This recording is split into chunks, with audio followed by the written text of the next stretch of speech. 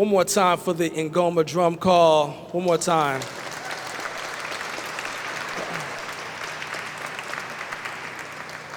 Peace. My name is MK Sadiq. I am delighted to be your host for this evening to kind of guide you through these different people who will offer their words of wisdom, of love, and of poetry. I'm so glad that you're here to be in community with our fourth Poet Laureate, Pacia Elaine Anderson. We will celebrate.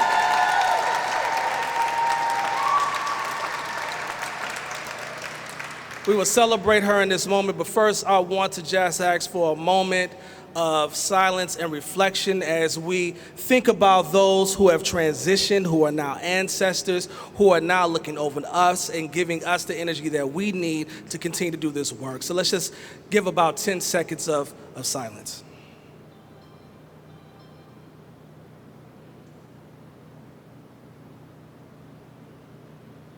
Ashe. So let's get this thing going.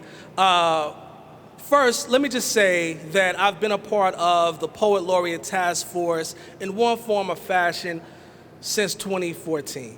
I was invited to be a task force member by a guy named Aaron Williams. He was an advocate and still is an advocate for poetry, running the 7th Grade Poetry Foundation. I wanted to name and acknowledge him because of his role. Because of his advocacy, we were able to then make this public policy. You know, it took someone like Clerk Kennedy to be able to make this a reality. It took someone like Reed's office and those who worked within it to make it a reality, and now it is. And now it is. And we had the benefit of naming our inaugural Poet Laureate, that person being Dr. Michael Castro. He was fantastic, as you all remember, very much so focusing on unity in the community, bridging whatever divides there were and are. And he pulled together an anthology, and in that anthology we have some of those same poets in this room, in this space today. And we are very much so humbled to be able to continue the work that he began. After that, there was a bit of rancor.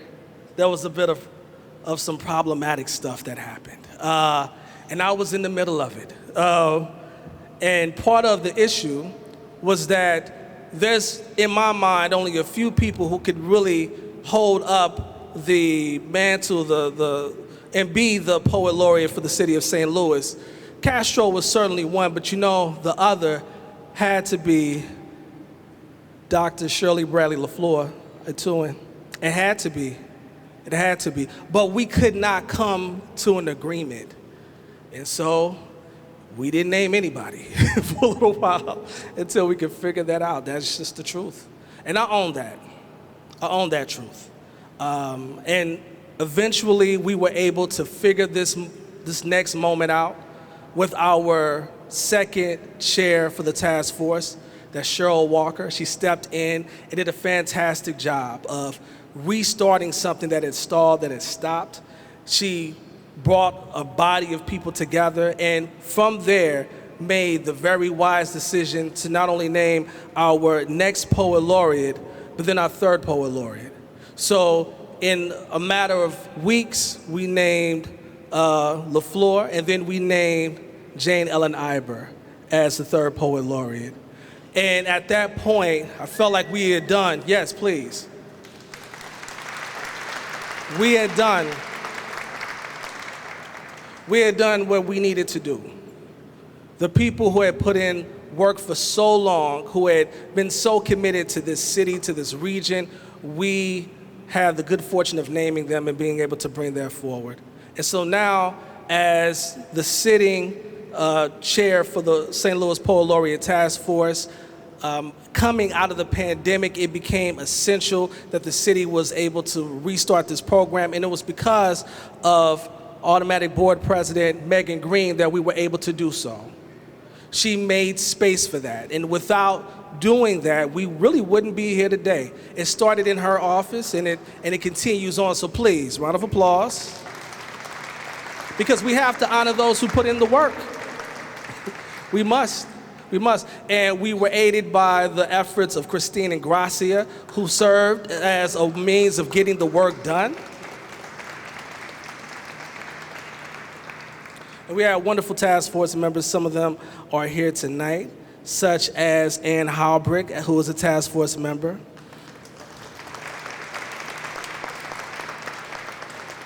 Dr. Nick Smith. Pamela Garvey. I don't believe that Pamela Garvey is here, but Pamela Garvey. As well as Kaylin McCoy. Kaylin McCoy is a youth poet, and she continued to do the work. And so with these individuals and others, we were able to get to this wonderful point today. And I'm so glad that we are here. And I know that you are happy to be here as well. So with that said, I want to begin by having us have our first person come up, and that will be Veronica Banks. She will offer a few words in the welcome. So please, join me in welcoming her up.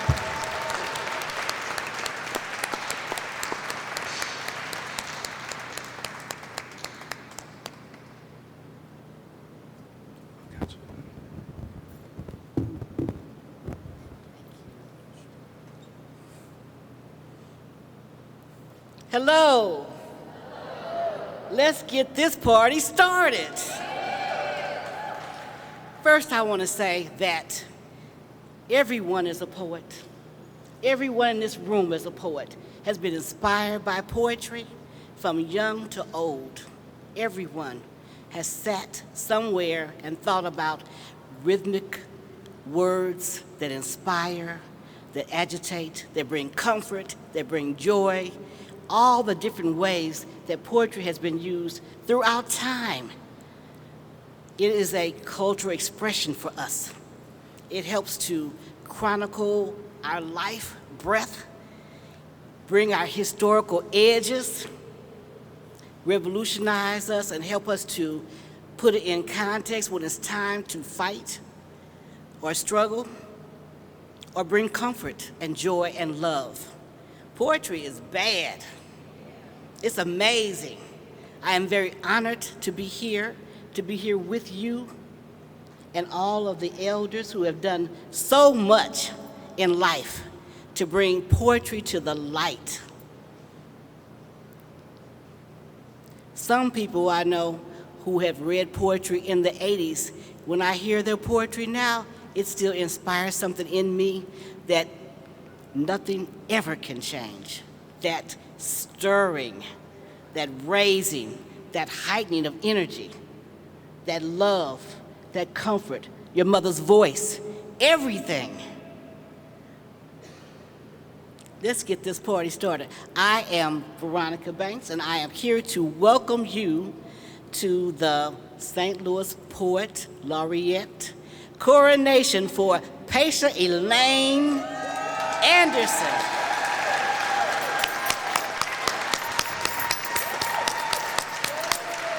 We are here celebrating her, and don't forget it. Drop the mic.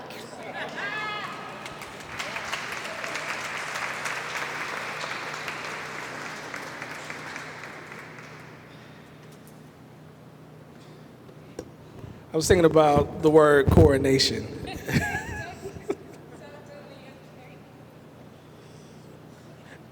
When we think about the word coronation, we often think about royalty, right? At least that's what comes to mind. That's what comes to mind.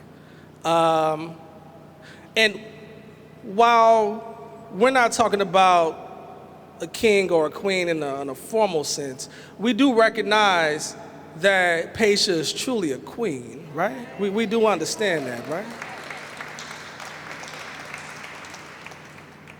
So it seems fitting to use the term coronation under such circumstances, so I really do appreciate that terminology. Next up, we're going to bring in someone who is the first poet laureate of our region, someone who continued the great work of the Black arts movement by being in East St. Louis and doing work not only in East St. Louis, but in St. Louis to continue to support poets of all kinds and black poets in particular.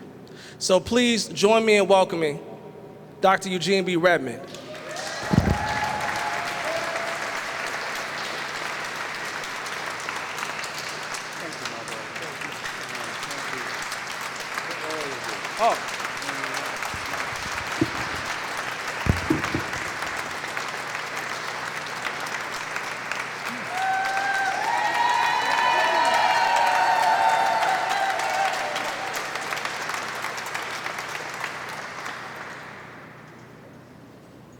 Thank you. Today I created a haiku, and most of you have heard that or heard of it, but it's a 17-syllable, 3-line poem invented by the Japanese. And the little poem that I created today goes like this.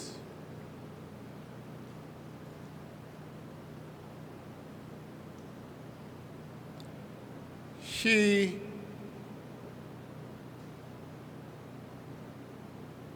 a woman of the word.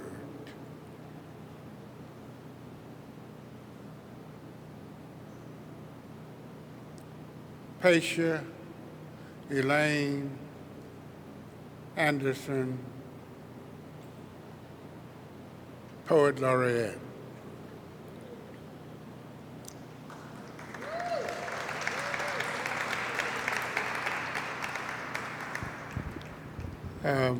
And of course, the 17 syllables are distributed thusly. 5, 7, and 5.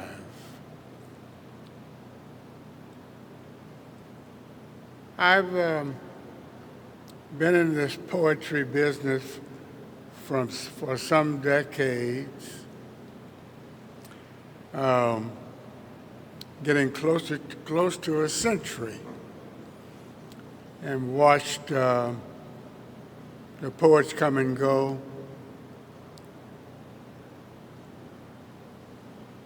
Starting at the very early days of the world, but in particular in St. Louis with T.S. Eliot, who was born in 1886, just a few blocks from here, across the street from Union Station. And one of the reasons that I decided to go to graduate school at Washington University is because T.S. Eliot's grandfather founded Washington University. And in many people's eyes, T.S. Eliot is the greatest poet that was produced in America. So I have been in this room for the coronation, investiture, installation of all of the poets laureate that we are celebrating tonight. Michael Castro, Shirley LaFleur,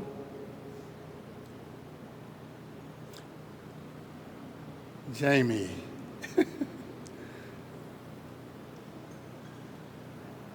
all of them, including Pacia Anderson, have been in my home, have joined us for Writers Club meetings on the east side of the river, and have boogied together. So I want to say specifically about Pacia, watching her evolution, her reach, her stretch with words, And the stretch of her daughter, a young woman now, who is like that, like that when I met Pacia. And all of the poets have been associated in some way with both sides of the river. There are even poems out there that allude to sides of the river. I edited an anthology in the late 60s called Sides of the River, and it was referring to poets from St. Louis and from Illinois. So I'm extremely happy to give a few words about Pacia, about watching her odyssey, the way she was studying formally and informally.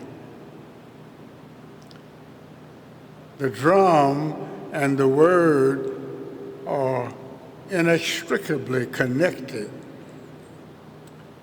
And that is why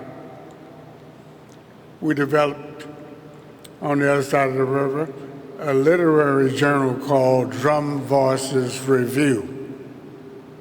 You can't separate the drum from the word, or the word from the drum.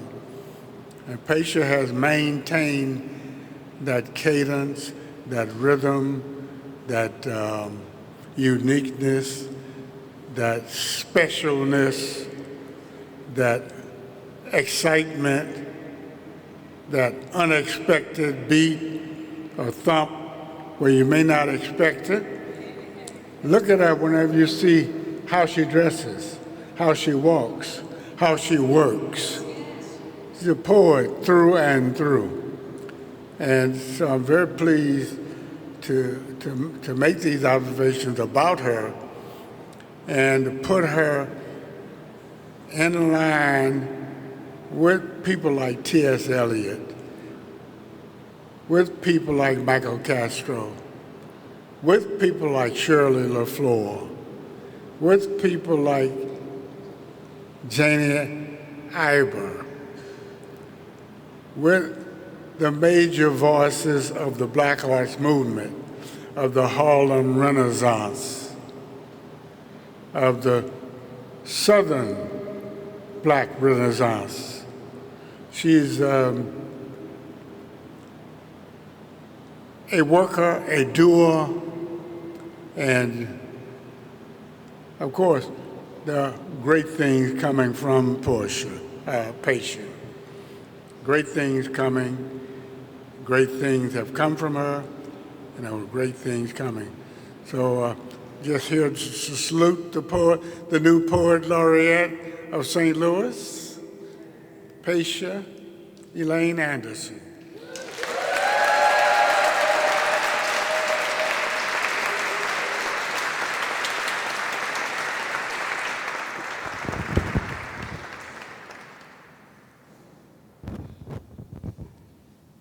So, I want to just say thank you for all that you've done, for giving us these words, giving us these ideas, giving us this spirit. I really appreciate all the love that you've poured into this space, into this city. I honor you. We all do. We all do. I had the pleasure of interviewing Dr. Redmond a long time ago for something.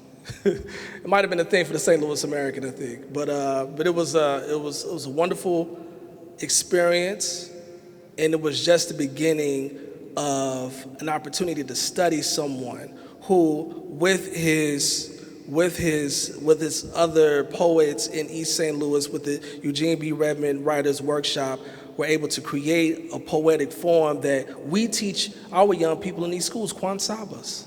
We do that. We do that. And I often tell the kids, I say, kids, if you write a good Kwansaba, I might share it with Dr. Redmond, because he's right there, and he'd read it. Now, I never do. That's the reason why you don't get anything from me. But it's a nice idea. It's a beautiful idea. So, again, we thank you for that. All right, continuing on with our program, I wanted to say that when we were able to announce Dr. Castro as the inaugural Poet Laureate, there was obviously an excitement because of the weight that he brought to it. I remember seeing Dr. Castro at all the places where poets were.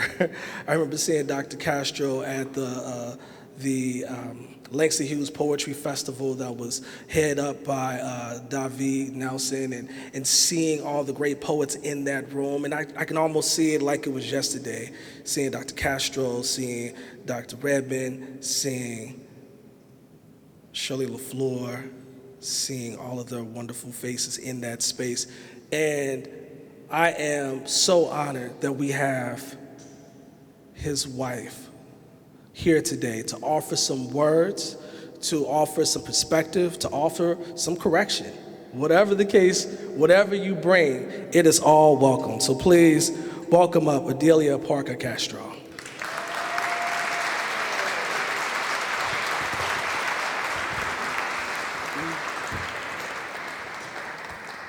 Thank you, MJ. Good evening, everyone.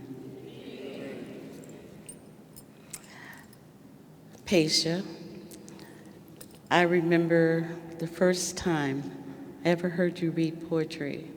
It was in East St. Louis at the Eugene B. Redmond Club. I believe Mr. Officer was the mayor at the time, and you all were meeting in the city hall there in East St. Louis. And I leaned over and said to Michael, "Oh, she's good." And he said, "Mm-hmm." So I wanted to share that with you, that I've never forgotten that experience. Thank you. It was great to hear Eugene talk about the seeds that have been planted. You have planted many seeds. And so I was trying to think, what can I say or read, to let you know that your job is not over, young lady. It's just beginning.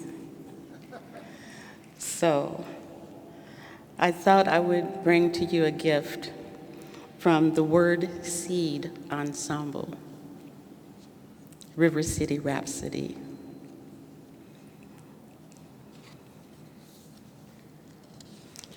It was initially written and performed by the Word Seed Ensemble, Jane Beidelman, Marcia Kahn, Eugene B. Redmond, and Dr. Michael Castro. He never stops talking about planting seeds, but he didn't like to work in the garden.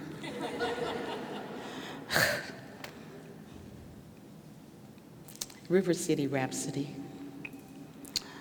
Sun strumming the river, shall we gather, Lord Adonai, the blazing oneness, moon wooing the river.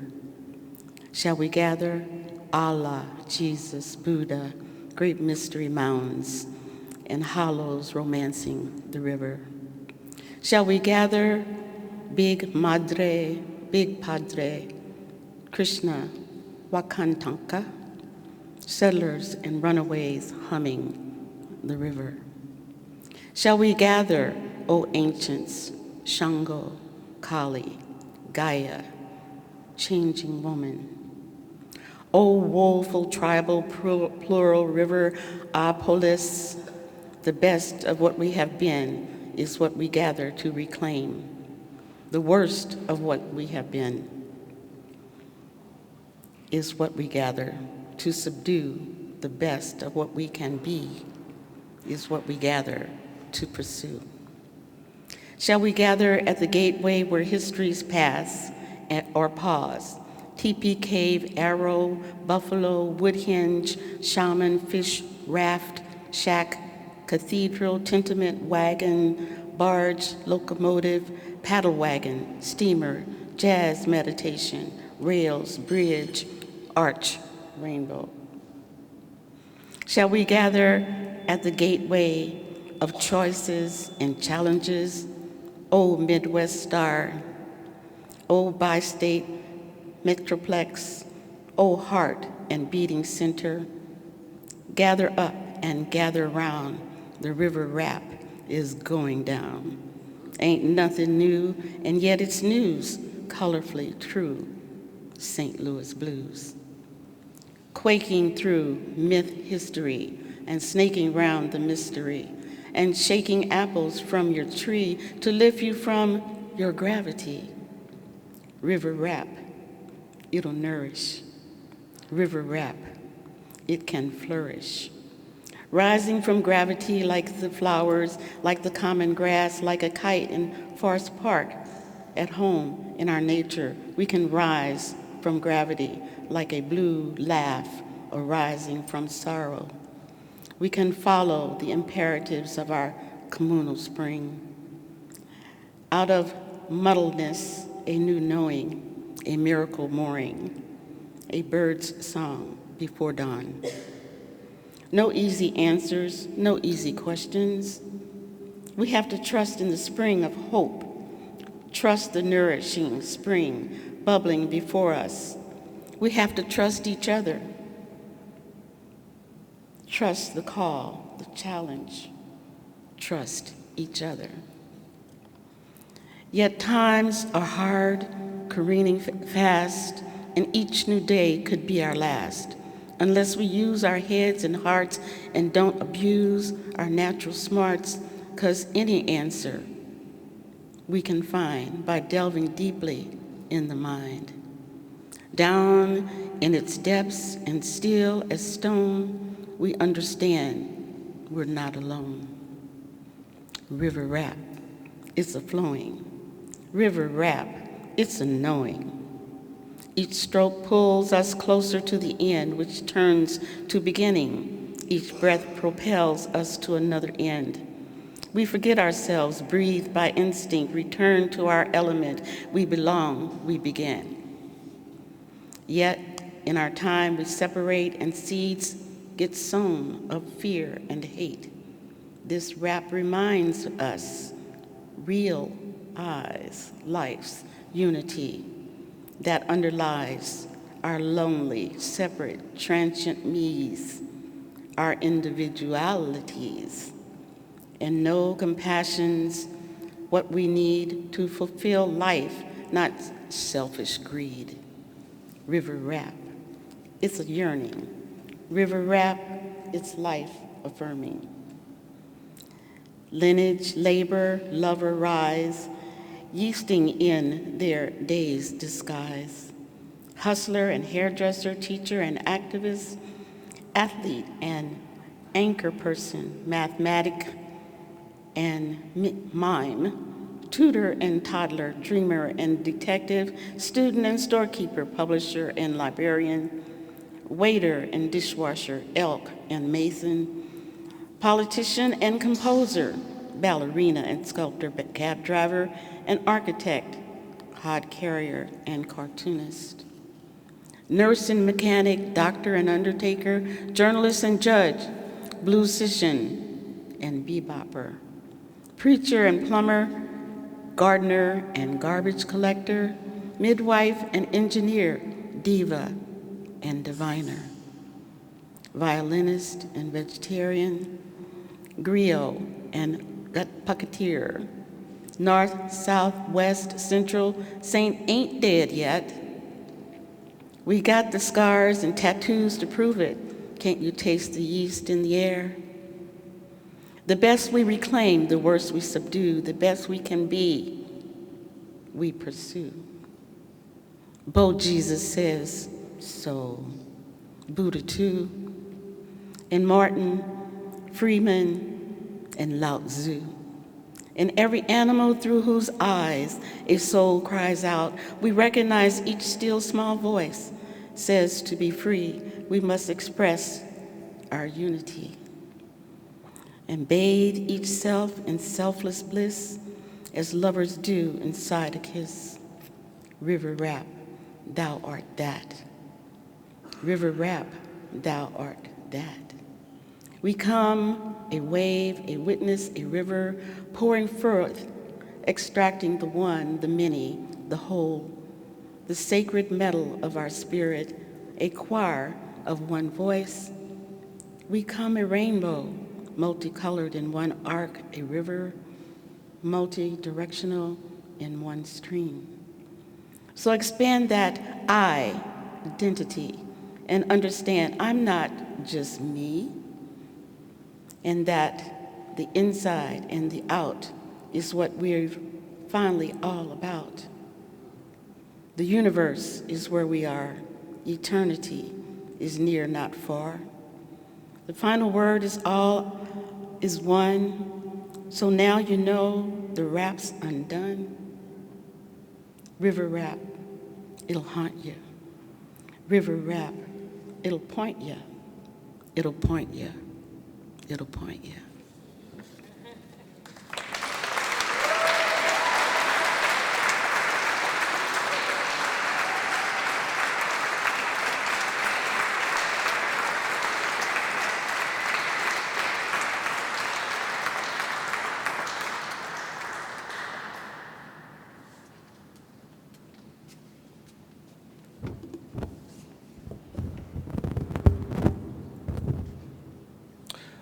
I think about two things when I think about Shirley LaFleur, just personal little things.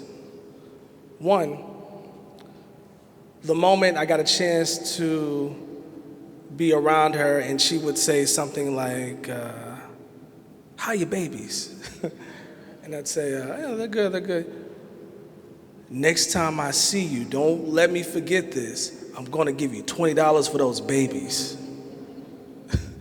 I was like, no, what are you?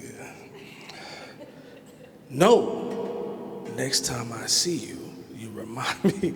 And I thought that was so sweet. That was so sweet. Because me appreciating and loving her required no transaction. It required no gift to my children. The gift is her. The gift is what she has to offer, her legacy, her words. And we got a chance to see her words on display all those years ago at the Missouri Historical Society, at the Missouri History Museum, with Rivers of Women. I don't know how many of you had a chance to check out that choreo poem, that play. Yes, please. It was a fantastic work. And what brought that work to life is the person that's going to offer some words on Shirley LaFleur's behalf right now. Someone who has been a producer, someone who is a writer, and someone who also breathes life. So please welcome up this wonderful spirit, Laureate LaFleur.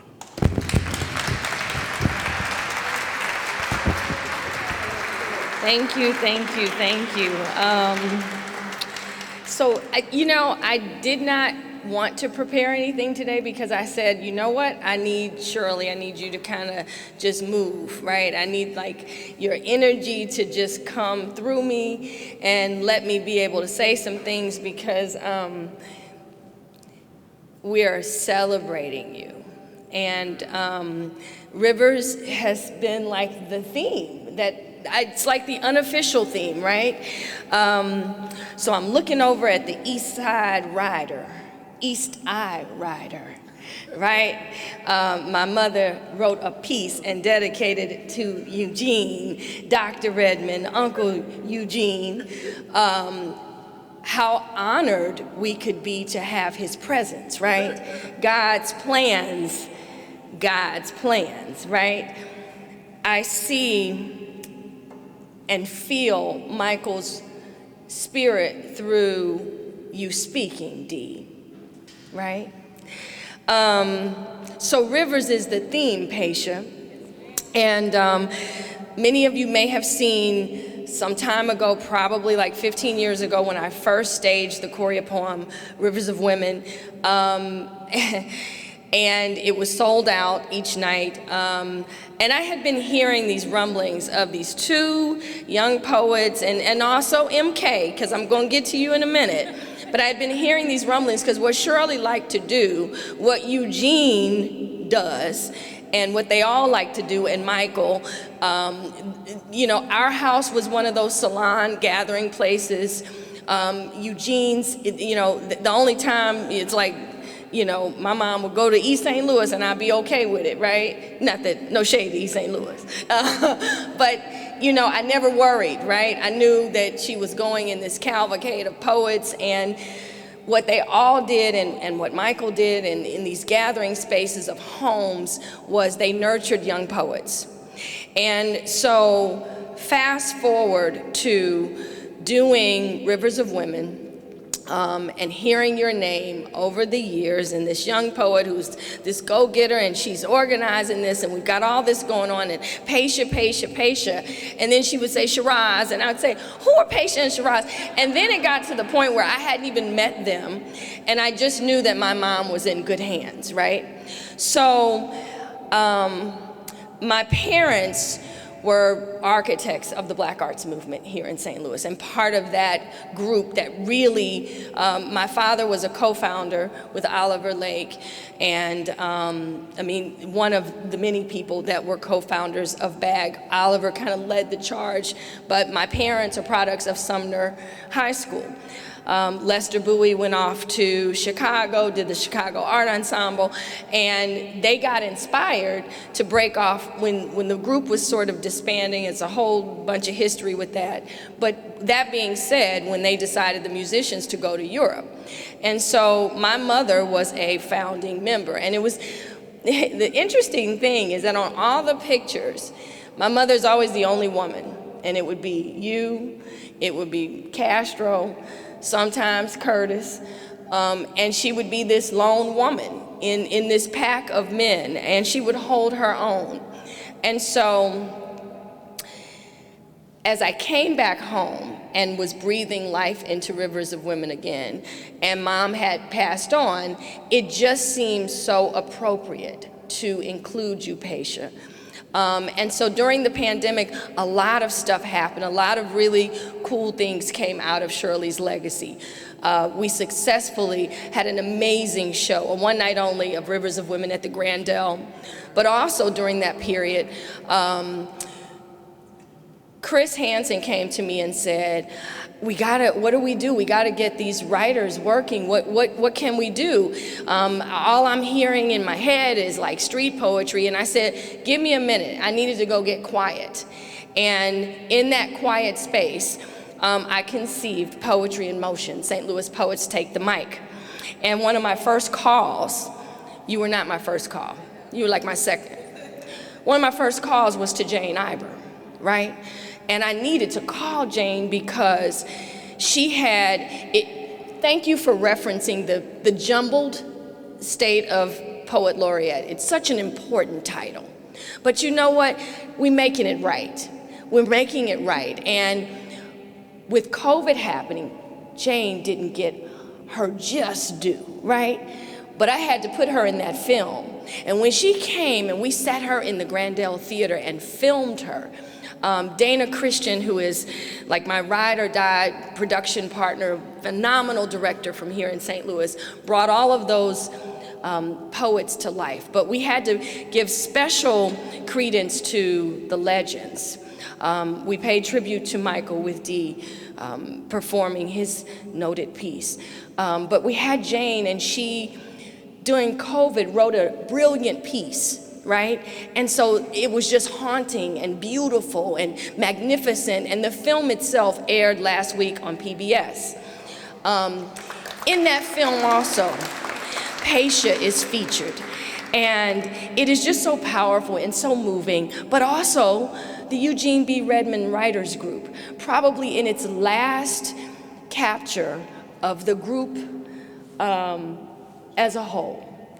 And so we're seeing images of our word warriors who have gone on.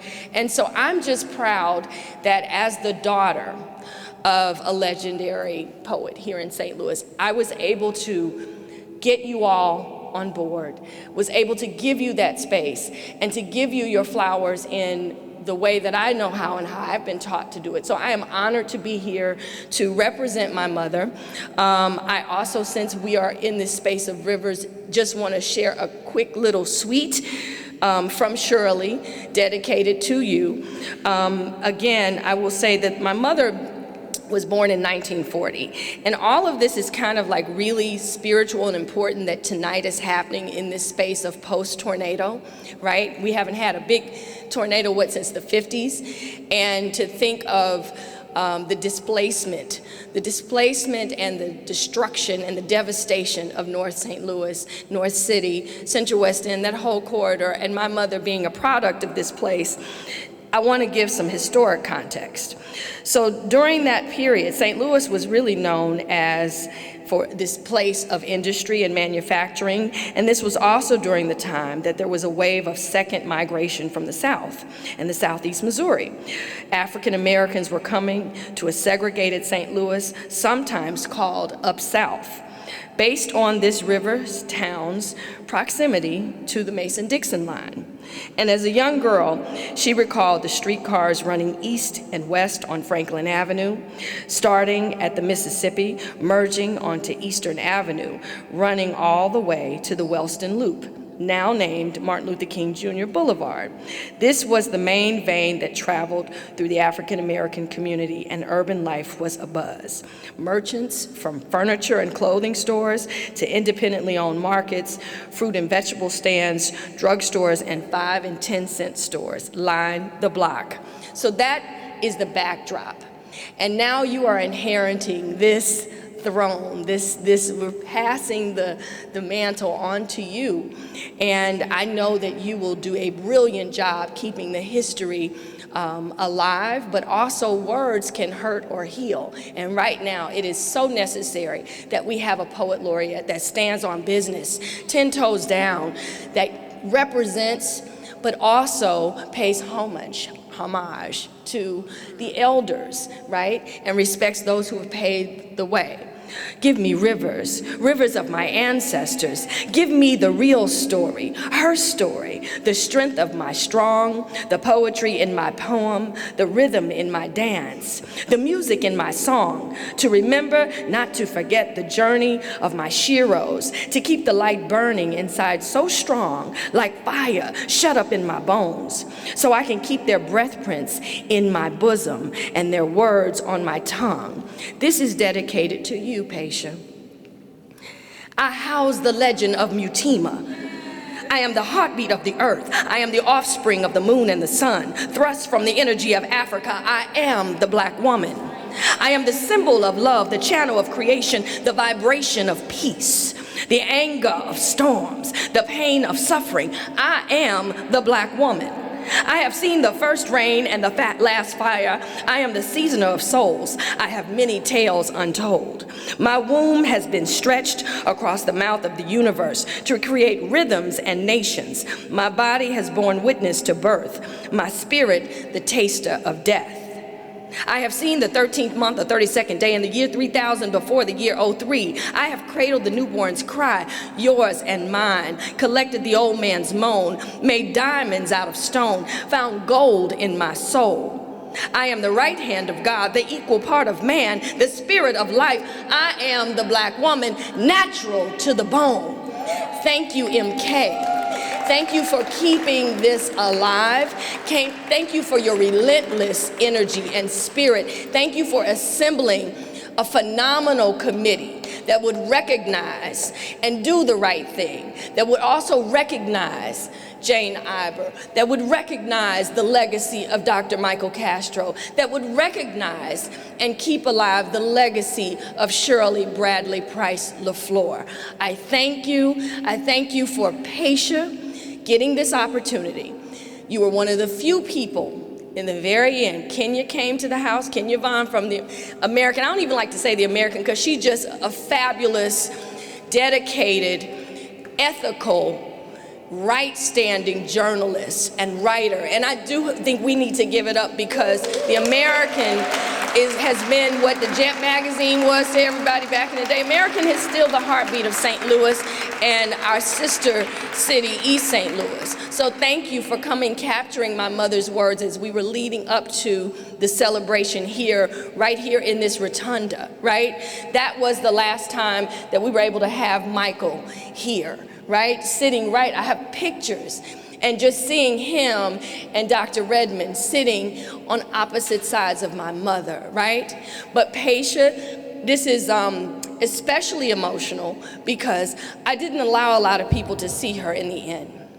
And I was updating Dee, of course made sure Redmond knew. But I allowed you to come see her in her last 24 hours. She wanted to see you and Shiraz. And you all sat at her feet and just, it meant so much to have you present. Rudy Nickens was also there. And actually he was like the last of the Mohicans. So I thank you for never, you know, this is one of those moments, keep her name in your mouth. Please, please do that. Don't do the Will Smith. You know, keep her name in your mouth. Keep Michael's name in your mouth. Let's keep celebrating Redmond. Let's do more things with Jane Iber, because Jane Iber is a bad sister, and she's gonna come up to the mic, and I know he's gotta introduce you, but I'm just saying, this is St. Louis's moment, MK. This is St. Louis's moment. Let's make it not stretch out, not, you know, roll over into this indefinite space. Like, let's give it purpose like other cities, like Los Angeles, like New York. Let's do what East St. Louis been doing, the right thing, and make sure that words impact these young people. Get into these schools, bring her in. I represent my mother, bring Dee in, bring Dr. Redmond in, because I bet you he drove here tonight. I'm gonna be really upset if you drove here tonight. I'm so upset with you. Told Treasure to keep you off the roads. Glad I ain't going to East St. Louis. But I'm just saying, let's do this. Let's make education and writing and creative writing and get people, kids dreaming again. Because it's going to take a lot of dreams in North City. It's going to take a lot of dreams, but the imagination cannot die. So you got a lot that we're expecting from you, but you can do it. Congratulations.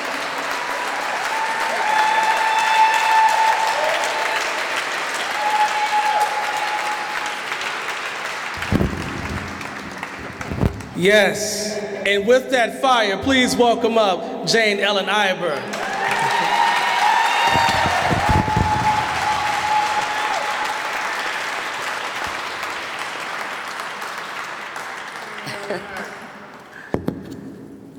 Hello, everyone.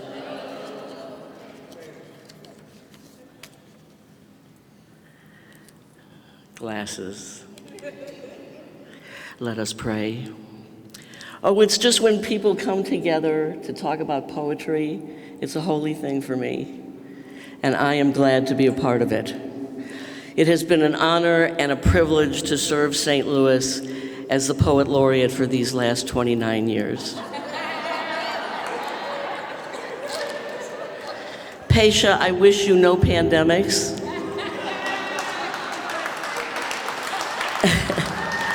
And no more natural disasters. This tornado has given you projects enough without more material. I hope many hands reach out to you in your tenure, and let the first one be mine. After 49 years of service, it feels like time to hand over the reins. Pass the baton, turn in the keys, pass the mantle, place the crown on a new head, and lots of other cliches I can't think of. The truth is, I'm tired. I'm exhausted. I'm ready to go. These past 59 years have been the best years of my life, but I'm wore out and ready for Pacia to age gracefully in the role. One of the practices I've been able to continue is writing a poem every day. Today is day 4,874. And I'd like to read them to you now. day number 1. I write and teach a lot of formal poetry, poems with rules and patterns. I wrote this poem as yesterday's poem, a terza rima. It's called The Old Gray Mare by the poet Laureate. She ain't what she used to be, can't run as fast, can't jump as high, out on the range more solitary. Older and grayer, she can't deny, time for her to hang up her reins and say a simple goodbye. Know the world continues to sustain with someone new heading the herd. The spirit of poetry remains the same. In all, it comes down to the words. With time, they get so heavy. Some fly away like birds, some hang on real steady. Some horses need to run free. Younger horses are ready to gallop ahead and take the lead. Kicking off my horseshoes, hanging up my saddle, into the sunset I now recede, ready for the pasture and running windward ever after. Pacia, you know, I moved a year ago and my stuff's not all unpacked. And I'm really upset and sad that I could not find my tiara. I know I had one, obviously. So I apologize for that. But I am ready to hand over the reins.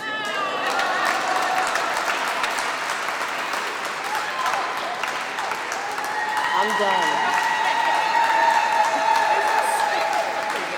You are a whole mess. I love you, baby. Yeah, I'll show you how to wear it.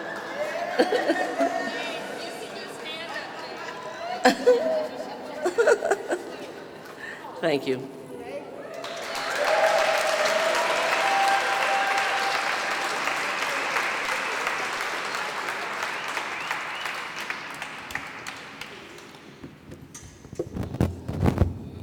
So I want to just underline a point that Laya made regarding how other cities think about their poets laureate.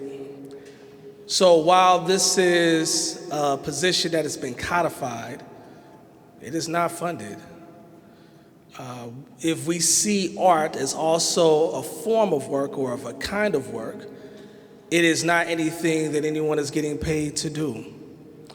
And it would be impolite for her to say that the position should be funded. I mean, she will eventually say that. But I do want to stress that if we value the work, if we talk about literacy in our city, if we're talking about how we love on our kids by making sure that they can read the right people, let me tell you, one of the first things that Pacia did when I first met her was buy a little book of poetry I put together because she reads poets. She supports poetry.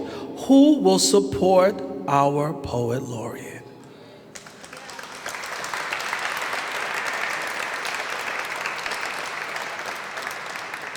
Like a lot of things, it's a choice.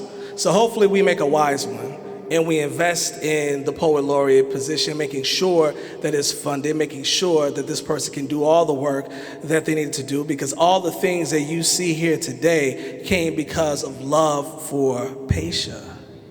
But love for Pacia is not an institutionalized thing. Whoever the next poet laureate will be will not necessarily have the same network as Pacia. And we will have to figure out a way to make all these wonderful things happen again. I mean, unfortunately, I won't be in that position at that time as chair to help in any kind of way, but I will say that it will have to happen. It will have to happen, and I hope that you're ready for that. And speaking of being ready, I want to now bring up someone who will do the swearing in of Pacia Elaine Anderson as our poet laureate, and then we will hear words from Pacia, and then we will close out this event. So please welcome up Dr. Amber Boykin Sims and Pacia Elaine Anderson.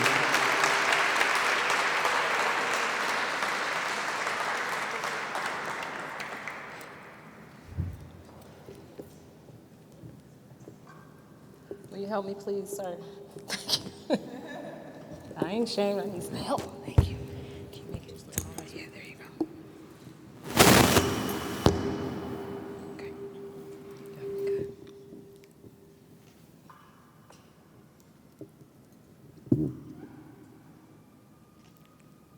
Good. Good evening. I am Amber Boykin Sims, the city registrar. You're about to take your official oath of office. What will happen is you will raise your right hand. I will say aye. You will say aye. You will state your name and then you repeat after me.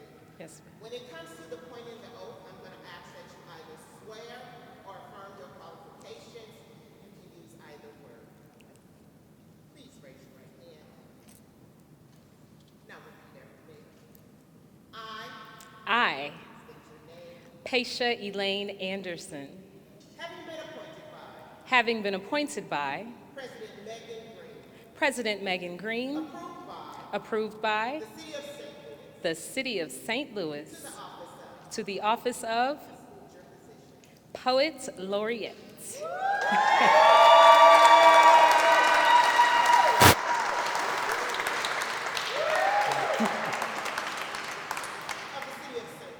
Of the City of St. Louis, do solemnly swear and affirm that I have all the qualifications and am not subject to any of the disqualifications named in the charter for the office or employment I am about to assume, that I will support the Constitution of the United States and of this state, and the charter and ordinances of the city, that I will be influenced only by the consideration of fitness in the appointment, promotion, demotion, suspension, or discharge of officers or employees, that I will not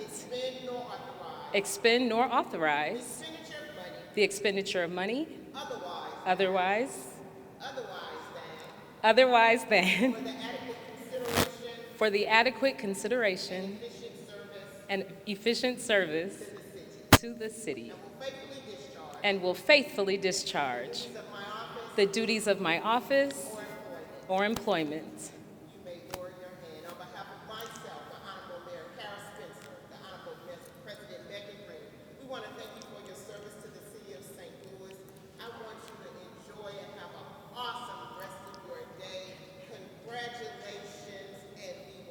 Yes, ma'am. Thank you, Ms. Sanders.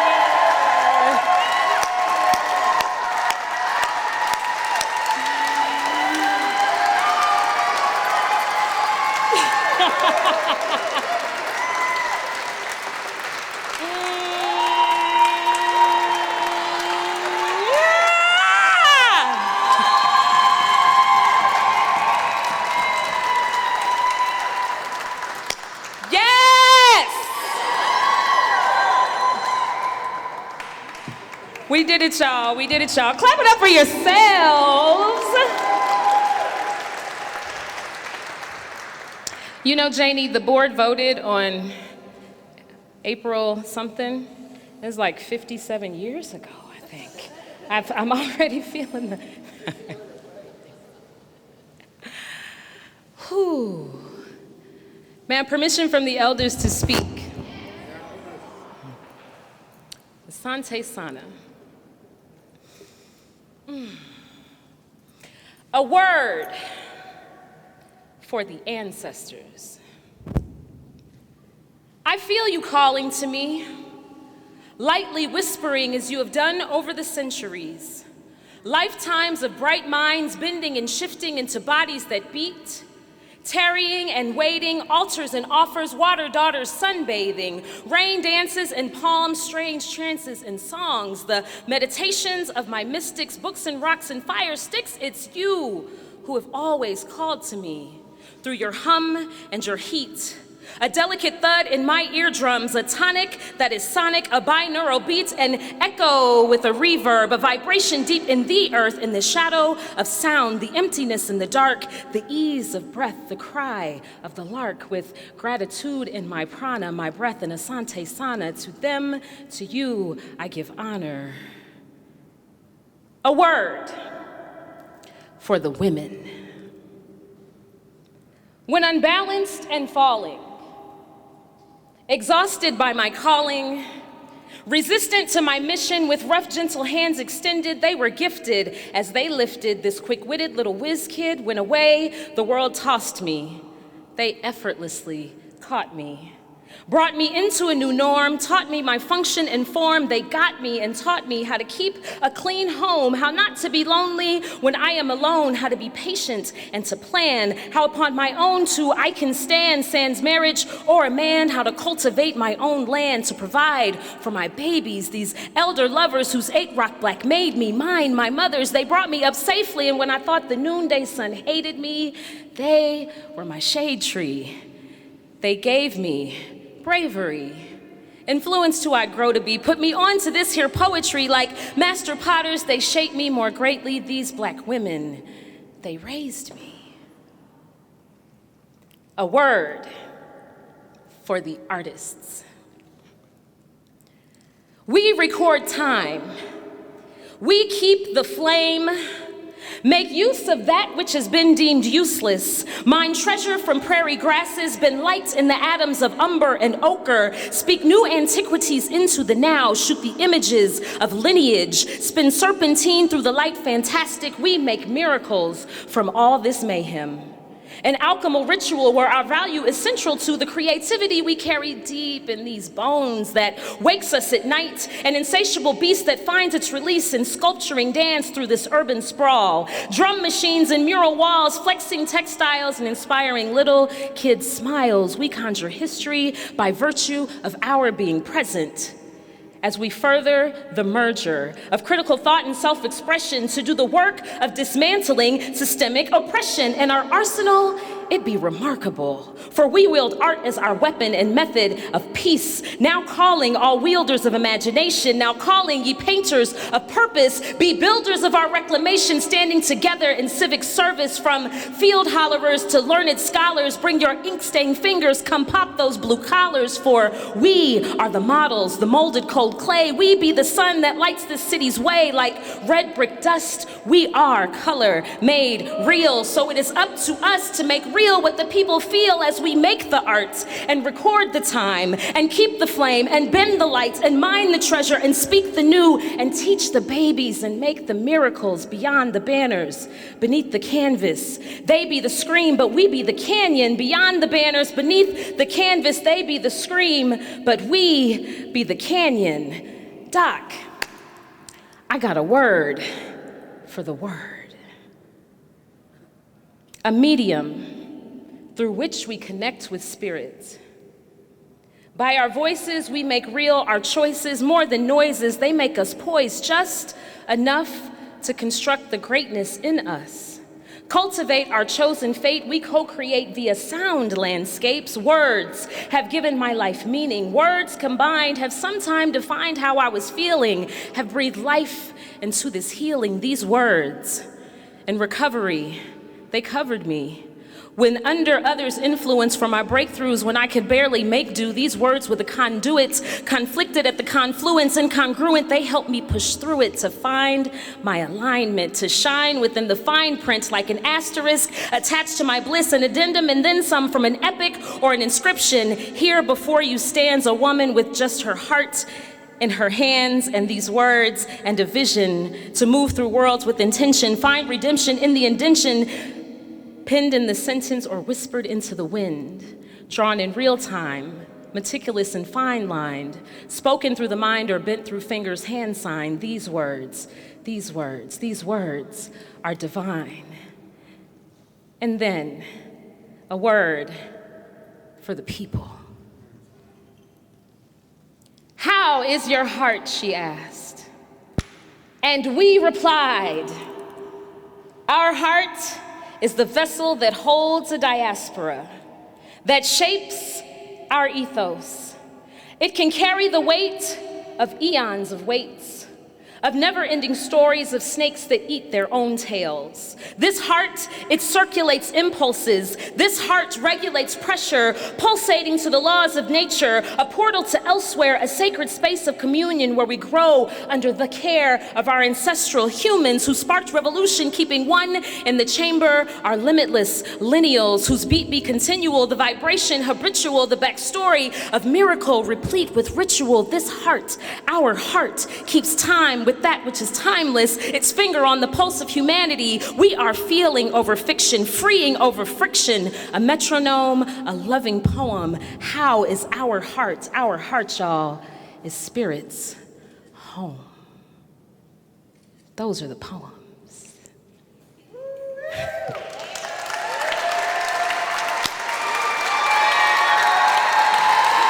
Those are the poems.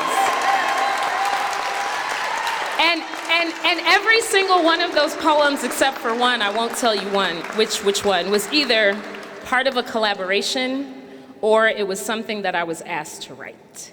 And so in the spirit of community, I felt it proper to share words that were created in the spirit of community. So, I'm just really overwhelmed. I'm really overwhelmed, and I'm also a Leo, so I'm overwhelmed by the honor, but I'm also overwhelmed because everybody was like, girl, your dress is so cute. Thank you, Brandon Vaughn.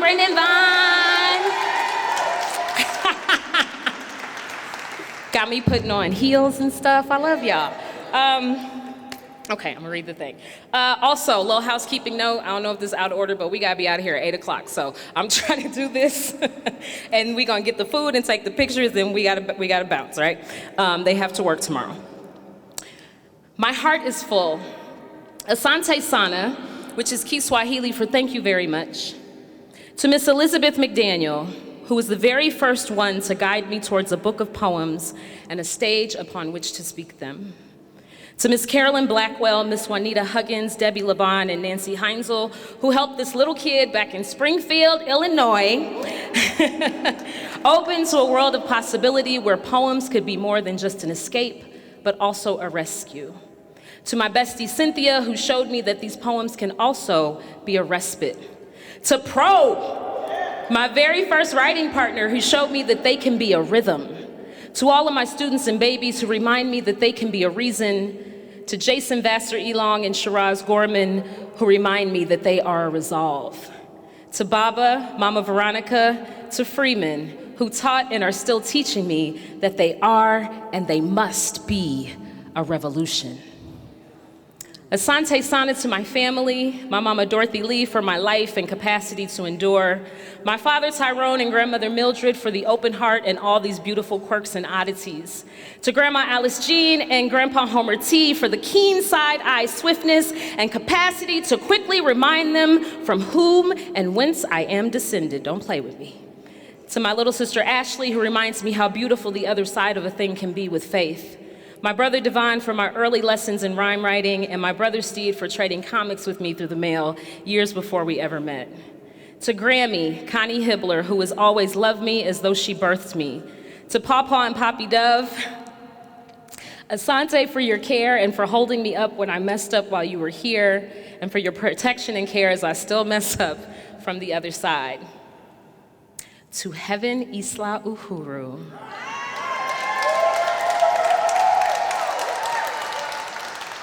For being the greatest poem that has ever come through me, and who continues to write me every single day, and for putting the dishes in the dishwasher without me having to ask. To Mama Gully, the greatest poem I've ever had the pleasure and honor of reading. To the city of St. Louis. Thank you for opening your heart to me when I arrived upon your shores, desperate, hopeful, courageous, and terrified, alone and supported, even though I didn't know it yet. Asante to you for teaching me what it means to be a worker of words, a conjurer of feeling, a mover of energy, a keeper of our history, a progenitor of scholarship, and ever, always a student of the thing. For teaching me how to sit at the feet, when to speak and when to listen, and yes, I know I'm still working on that, how to honor those upon whose shoulders we now stand. The poets of this city build different because we are built different. We know that we are here because of the work and revolutionary spirit of everyone who stood on this land before us. We know that we built high civilizations, brilliant innovations, and harmonious societies long before our journey to these shores, and we did it together. Our many hands made light work, and this is what I pray and work towards as we go forward. A return to that spirit where we work together, to reach, to lift, to share, to build, to learn from one another, and to love, even if we must first learn how to do that properly. St. Louis, thank you for showing me that there is room for a magnitude of creative expression and how to honor what comes from each one of us as a sharing of one's divinity. To everyone who has allowed me the honor of sharing a stage, a page, a writer's circle, a classroom, a workshop, or the top of the slide at the park, what's up, Prospect, or any other place where the work has worked, Asante Sana to you, we are because we are.